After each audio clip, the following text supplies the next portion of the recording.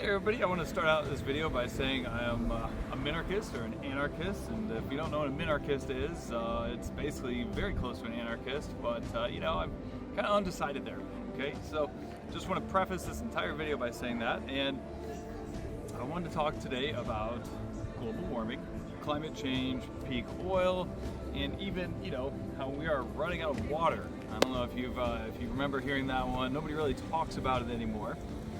But, for a long time there's been all these narratives pushed that, we're running out of oil, we're running out of water. And actually, by the way, back in the 70s, we were going into an ice age, right? Now, I am not a climatologist nor an expert on these subjects, okay? So I'll say that. I've researched them just a little bit, well, compared to an expert, of course, over the years. And, one of the big red flags for me about all of these topics lumped together is the solutions that's being pushed to solve them. Okay, and that to me is really what says, that they're false, actually. Just the solutions alone. Now, don't get me wrong, they could very well be true. I don't know for sure. Again, I'm not an expert, but let's look at it this way, okay? Politicians keep pushing for more and more power, right? Which is, of course, the nature of the beast. They're always going to want more power.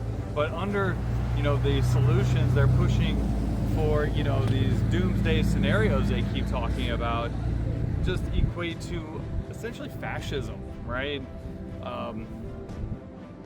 What is it, the green credit system and all that stuff. I mean, they want to put on whole layers of taxes and regulations on top of what we already have, like an entire new structure. That's, those are the proponents of the so-called solutions of these problems. Now, in my humble opinion, if somebody was really looking for an actual solution to these problems, it would actually be deregulation. How could that be? We're going to destroy everything. Well, when you unleash the mind of the individual who ultimately contains all the solutions and not politicians, because all politicians know is talking and manipulation. They actually don't know anything about climate. They have people in their ears telling them, but ultimately they're buying each other off. Politicians are buying the scientists are buying the politicians, and it's this nice revolving cycle of just putting money in each other's pockets so they just all stay in power at the same time. But the reality is, the individual is who has the solutions